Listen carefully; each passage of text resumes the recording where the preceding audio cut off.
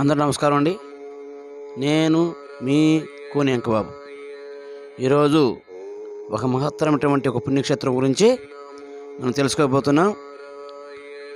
అది శ్రీరాముల వారి పవిత్ర పుణ్యక్షేత్రమైనటువంటి కడప జిల్లాలో ప్రసిద్ధమైనటువంటి ఒక పుణ్యక్షేత్రం ఒంటిమిట్ట. ఈ ఒంటిమిట్ట కడప జిల్లాలోని సిద్ధవటం మండలం కేంద్రానికి, అంటే ఆ సిద్ధమఠానికి దక్షిణ వైపుగా ఉంటుందన్నమాట. అంటే కడప నుంచి తిరుపతికి వెళ్ళే మార్గంలో ఈ ఒంటిమిట్ట గ్రామం ఉంటుంది. ఇక్కడే శ్రీ కోదండరామస్వామి ఆలయం ఉంటుంది. ఇది చాలా పురాతనమైనటువంటి క్షేత్రము. అంటే ఇంచుమించు కడప పట్టణానికి 22 కిలోమీటర్ల దూరంలో ఉంటుందన్నమాట.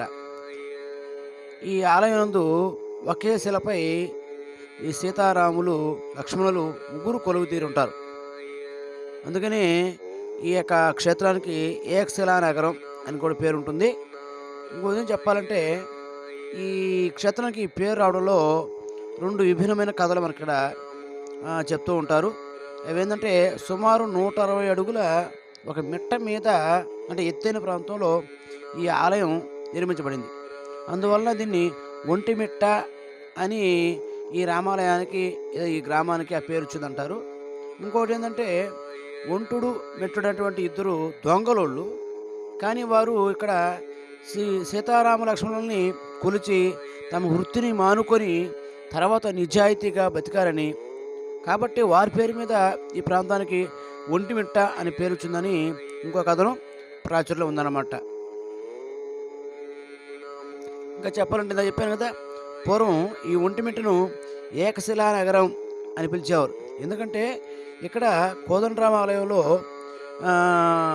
సీతారామ లక్ష్మణులు ఒకే శిల మీద ఉంటారన్నమాట. ఒకే రాయితో చెక్కబడి ఉంటారు. చూడండి, చాలా పురాతనమైనటువంటి ఆలయం. ఈ ఆలయాన్ని అందులో ఉన్న విగ్రహాన్ని జాంబవంతుడు ప్రతిష్ఠించాడని చెప్తున్నారు. అలాగే చెప్పాను కదా, ఒకే శిల మీద సీత, రాముడు, లక్ష్మణుడు ముగ్గురు ఉంటారు. అందుకనే ఈ పాత కాలంలో ఈ గ్రామాన్ని ఏకశిలా నగరం అని అనేవారు అన్నమాట.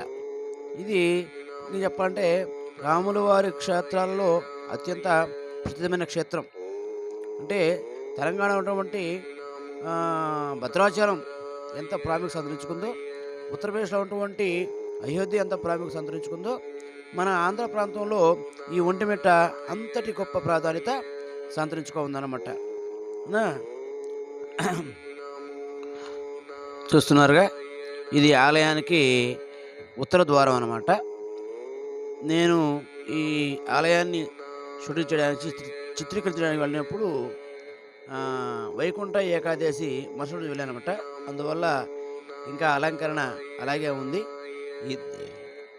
ఈ ఉత్తర ద్వారం ద్వారానే ఆ విశేష పర్వదినాన దర్శనానికి అనుమతి ఇచ్చారు. చూశారు కదా, ఈ యొక్క ఆలయ యొక్క నిర్మాణం ఎంత పురాతనమైందో. ఎక్కడ కూడా సిమెంట్ కానీ సున్నం కానీ ఎక్కడ వాడబడలేదు. ఇది ఆలయానికి తూర్పునటువంటి ప్రధానమైనటువంటి ఒక ద్వారం అన్నమాట. ఈ ద్వారం ద్వారానే మనం ఆలయం ప్రవేశం చేయాలి. ప్రధానంగా ఈ వైపు నుంచి చేస్తారు. దక్షిణ వైపు కూడా ఒక ద్వారం ఉంది. ఎక్కువగా భక్తులు, అంటే శాస్త్రబద్ధంగా చూసుకుంటే తూర్పు వైపు నుంచి ఆలయం ప్రవేశించాలి. అందులో ఆలయం కూడా తూర్పు అభిముఖంగానే ఉంటుంది. ఇక్కడ స్వామివారు కూడా అట్లాగే ఉంటారు.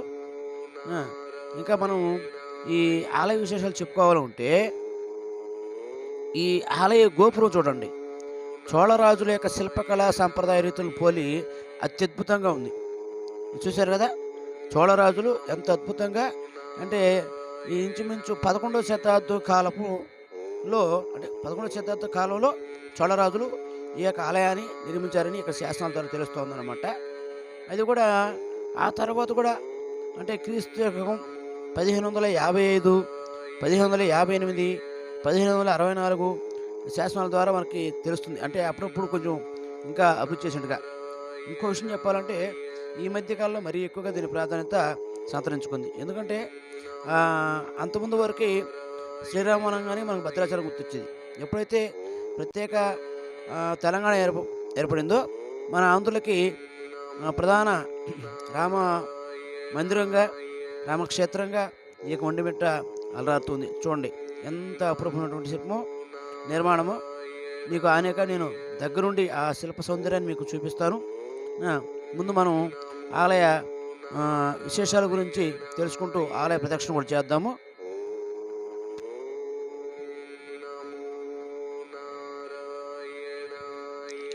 ఈ ఆలయం యొక్క ప్రధాన మండపం అన్నమాట. అంతా రాతి నిర్మాణమే. చూడండి ఎక్కడ సున్నం కానీ సిమెంట్ కానీ వాడబడలేదు.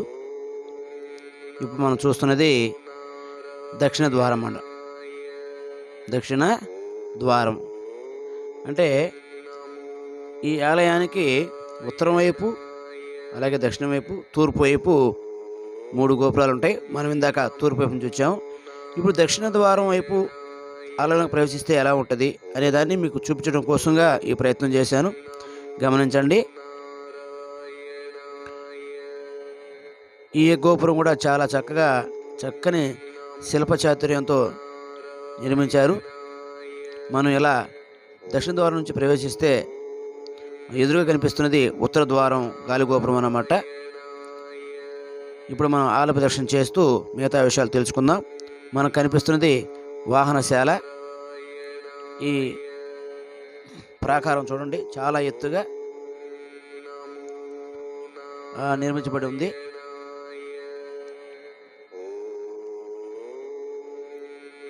అయితే ఇంకా మనం మిగతా వివరాల్లోకి వెళ్తే ఆలయ పురాణం గురించి చెప్పుకుందాం. అంటే ఆలయ యొక్క దేవతామూర్తులు ఇక్కడ వెలవడంలో ఉన్న ఆంతర్యం ఏంటి, ఆ విషయం గురించి మనం ఇప్పుడు ప్రస్తావిద్దాం. ఏంటంటే ఈ స్థల పురాణం ప్రకారము సీతారాముల కళ్యాణం జరిగిన తర్వాత మృకంకుడు అనే మహర్షి, శృంగి మహర్షి శ్రీరాముని ప్రార్థించగా ఈ దుష్ట శిక్షణ కోసం, అంటే వాళ్ళు యజ్ఞం చేస్తుంటే ఏదో ఆటంకం కలిగినప్పుడు వీళ్ళు ప్రార్థిస్తే ఆ దుష్ట శిక్షణ కోసం సీతారామ లక్ష్మణులు ఇక్కడికి వచ్చారట. ఎలాగా శ్రీరాముడు వారితో కలిసి అంబుల పొది, పిడిబాకు, కోదండం పట్టుకొని ఇక్కడికి వచ్చారంట. వచ్చి యాగరక్షణ చేశారంట అని ఆ విధంగా ఇక్కడ పురాణం చెప్తుంది. అందుకు ప్రతిగా ఈ యొక్క మహర్షులు ఈ ఏకశిల విగ్రహాన్ని ఏర్పాటు చేశారు. అంటే ఎట్లా సీతారామ లక్ష్మణుని ఒకే శిల మీద ఏర్పాటు చేశారు. ఇది ఆ విధంగా వీళ్ళు ఇక్కడ నిలిచారన్నమాట. ఇప్పుడు మనం చూస్తుంది శ్రీ రామలింగేశ్వర స్వామి వారి సన్నిధి. అంటే ఈ ఉత్తర ద్వారానికి పక్కనే తూర్పు వైపుగా ఈ రామలింగేశ్వర స్వామి చిన్న ఆలయం అనేది ప్రతిష్టపడి ఉన్నది, నిర్మాణం చేయబడి ఉంది. చూడండి. తర్వాత విషయానికి వస్తే ఇంకొక విషయం మనం గమనించాలి. ఆ యొక్క మృకంకుడు శృంగి మహర్షి వాళ్ళు సీతారాములు చేసిన సహాయానికి ప్రత్యేకంగా వాళ్ళ సీతారామ లక్ష్మణుని ఏకశిలగా విగ్రహం చెక్కబెట్టారు. అయితే ఆ తర్వాత కాలంలో జాంబవంతునికి ఈ సీతారామ లక్ష్మణులు కలలో కనిపించారట.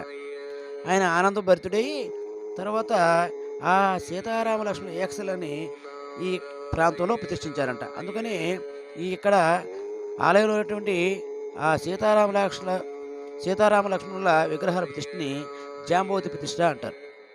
ఇప్పుడు మనం చూస్తుంది నాగపడేవి అనమాట.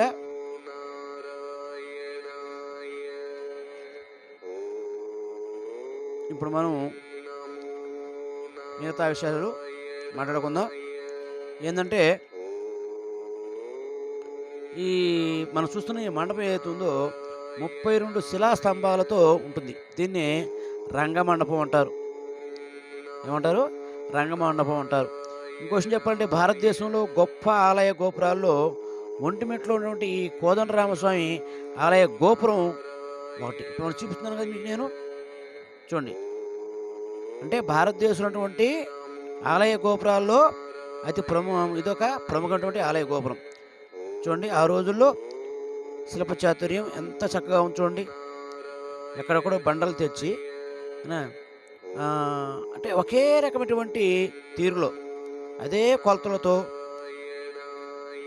ఒకే రకమైన ఆకార దాన్ని ఏమంటారంటే ఒకే రకమైనటువంటి పరిమాణంలో బొమ్మలు చెక్కి ఎటువంటి తేడా లేకుండా అద్భుతంగా చెక్కున్నారు. ఇప్పుడు మనం ఆలయంలోకి ప్రవేశిస్తాము. లోపల కూడా మీకు ఆలయ యొక్క విశిష్టతల్ని అంటే ప్రత్యేకతను చూపించే ప్రయత్నం చేస్తాను. చూడండి, ప్రతి ఒక్క అంటే ఇందాక చెప్పాను కదా 32 శిలాస్తంభాలతో ఈ యొక్క రంగమండపం నిర్మించున్నారు. బాగా జాగ్రత్త చూడండి.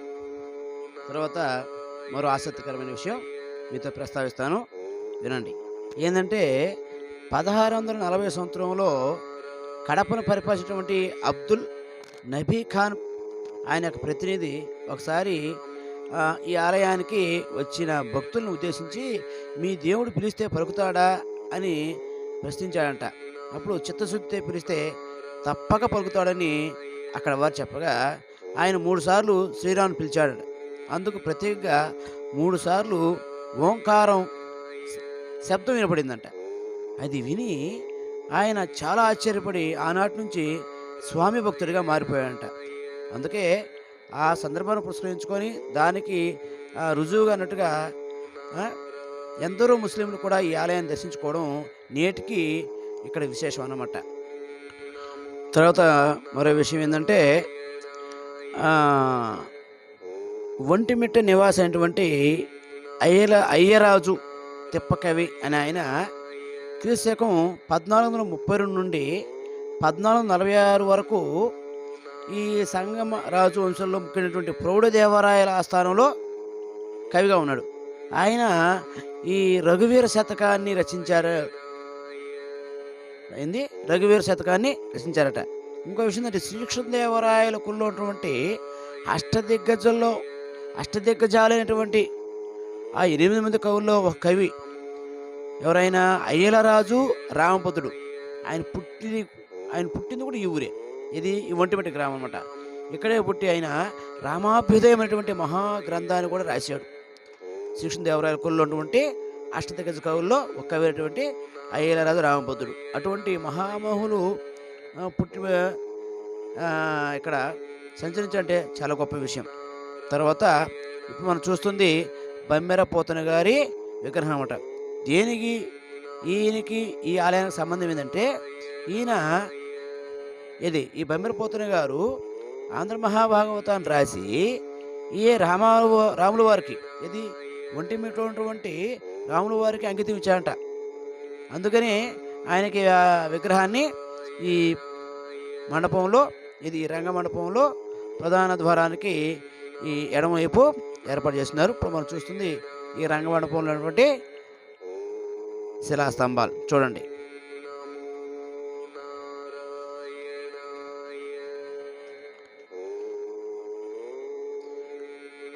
మరో విషయం ఏంటంటే ఆంధ్ర వాల్మీకి అని ప్రసిద్ధి పొందినటువంటి వావికలం సుబ్బారావు గారికి కూడా ఒకసారి స్వప్నంలో 2 బైరాగులు కనిపించారంట. వారి ఆదేశం మేరకు ఒంటిమిట్టలో నివాసం ఏర్పరచుకొని రామాలయాన్ని పునరుద్ధరించుటకు అవిరళ కృషి చేశారంట. ఆయన టెంకాయ చెప్ప చేత పట్టుకొని పాదయాత్ర చేస్తూ లక్షలాది రూపాయలు సేకరించి ఈ ఆలయం అభివృద్ధి పరిచారంట. ఎవరు? వావికులను సుబ్బారావు గారు. ఇట్లా ఎంతోమందికి ఇక ఈ స్వామివారు కనిపించి వారిని ఉద్ధరించిన సంఘటనలు ఎన్నో ఉన్నాయన్నమాట. ఇప్పుడు మనం చూస్తుంది ఆలయానికి ఎదురుగటువంటి ఆంజనేయ స్వామి. అంటే ప్రధానంగా ఎక్కడ చూసినా కానీ రామాలయం అంటే సీతారామ లక్ష్మణులతో పాటు హనుమంతుడు ఉంటారు. కానీ ఇక్కడ ప్రత్యేకత ఏంటంటే ఆలయానికి తూర్పు దిక్కున తూర్పు వైపు ఈ యొక్క ఆంజనేయ స్వామి విగ్రహం ఉంటుంది. ఎందుకు ఉంటుంది అంటే స్వామివారు ఇక్కడికి వచ్చినప్పుడు అప్పటికి హనుమంతుడితో పరిచయం లేదు కాబట్టి ఆయన్ని కోదండ రామస్వామి అంటారు. ఆయన దగ్గర కోదండ మాత్రం ఉంది, అంటే ధనుస్సు మాత్రం ఉంది. అందుకని స్వామివారి అంటే ఆంజనేయ స్వామివారి గుడి ఇలా విడిగా ఉందన్నమాట. ఇప్పుడు మనం చూడబోతున్నది చాలా విశిష్టమైనటువంటి స్థలం అన్నమాట. అంటే రాముల వారికి ఇక్కడ శ్రీరామనవమి రోజు జరిగేటువంటి వివాహ మహోత్సవం అనేది ఇక్కడ జరుగుతుంది. అంటే ఆలయానికి ఒంటిమిట్ట ఊరు మొదట్లో ఉంటుందన్నమాట. ఇది ఈ సమయం లేక నేను బస్సులోంచి తీశానన్నమాట. ఇక్కడ జరుగుతుంది. విశేషం ఏంటంటే ఎక్కడైనా అయోధ్యలో కానీ భద్రాచలంలో కానీ స్వామివారి వివాహం నైట్ అంటే పగులు జరుగుతుంది, కానీ ఇక్కడ మాత్రము పౌర్ణమి రోజు, ఇక్కడ పౌర్ణమి రోజు వెన్నెల్లో జరుగుతుంది, ఓపెన్ ఆడిటోరియం అన్నట్టు. అది విశేషం ఇక్కడ స్వామివారి వివాహానికి ఉన్నటువంటి ప్రత్యేకత ఇది. తర్వాత ఇప్పుడు మనం చూస్తున్నది బాల ఓబన్న మండపం అంటారు దీన్ని. ఏంటంటే బాల ఓబన్న అనే ఆయన ఒక భక్తుడు. ఎవరు? బాల ఓబన్న ఒక భక్తుడు అంట. ఏంటంటే ఆయన విశేషం, ఒకసారి ఆయన ఈ ఆలయానికి వచ్చి స్వామివారిని ప్రార్థించాడంట. స్వామివారిని ప్రార్థించి వేడుకుంటే అప్పుడు ఆయన కోసంగా తూర్పుగా ఉన్నటువంటి ఈ యొక్క శ్రీరాముల వారు పడవ వైపు తిరిగి ఆయన చూశారట. అందుకు ఆయన భక్తి నిదర్శనంగా ఈ బాలగోపన మండపం ఏర్పాటు చేసినారు. ఇప్పుడు మనం చూస్తుంది రథ మండపం. ఈ పక్కనే ఇందా చెప్పాం కదా భైమరపోతన గారు. ఈ ఆంజనేయ స్వామి గుడికి పక్కనటువంటి రథ మండపానికి మధ్యలో ఏర్పాటు చేశారు. ఎందుకంటే భైమరపోతన గారు స్వామివారికి భాగవతాన్ని అంకితం చేశారు కనుక దానికి గుర్తుగా ఇక్కడ ఏర్పాటు చేస్తున్నారు. ఇది ప్రధాన ఆలయ గోపురం, తూర్పు ఆలయ గోపురం ఎదురుగానే చెప్పాం కదా ఆంజనేయ స్వామి విగ్రహం, ఆంజనేయ స్వామి ఆలయం ఉంటుంది. తిలకించండి. తర్వాత ఈ ఆంజనేయ స్వామి గుడికి వెనక వైపు అంటే తూర్పు వైపు ఈ కోనేరు కొత్తగా నిర్మించున్నారు. నిజానికి ఈ ఆలయానికి సంబంధించిన కోనేరు ఇక్కడికి 18 కిలోమీటర్ల దూరంలో ఉంటుందంట. అంటే ఆ ఒంటిని మెట్లు అనేవాళ్ళు ఆ కోనేరు ఓళ్ళు తవ్వి అప్పుడు ఏర్పాటు చేస్తారంట. అక్కడి నుంచి నీళ్ళు తెచ్చి స్వామివారికి అభిషేకం చేసేవాళ్ళంట. కానీ ఇప్పుడు దూరం కాబట్టి వాళ్ళు ఇక్కడ గుడికి దగ్గరగా ఏర్పాటు చేశారు. తర్వాత భక్తులకి ఎప్పుడు కూడా ఇక్కడ నిత్య అన్నదానం, అంటే తిరుమలలాగా ఎప్పుడు ఎవరు భక్తులు వచ్చినా అన్నదానం కూడా జరుగుతూ ఉంటుంది. అదే అన్నదాన సత్రం. ఈ స్వామివారిని అందరూ దర్శించి ఆయన యొక్క ఆశీస్సులు పొందవలసిందిగా నేను కోరుతున్నాను. వారి ఆశీస్సులు మీ అందరికీ, అంటే నా వ్యూవర్స్కి, నా సబ్స్క్రైబర్స్కి అందరికీ నా యొక్క కోరిక మేరకు స్వామివారు ఆశీస్సులు అందిస్తారని కోరుకుంటున్నాను. తప్పకుండా నా వీడియోను లైక్ చేయండి, షేర్ చేయండి, అందరికీ ప్రమోట్ చేయండి.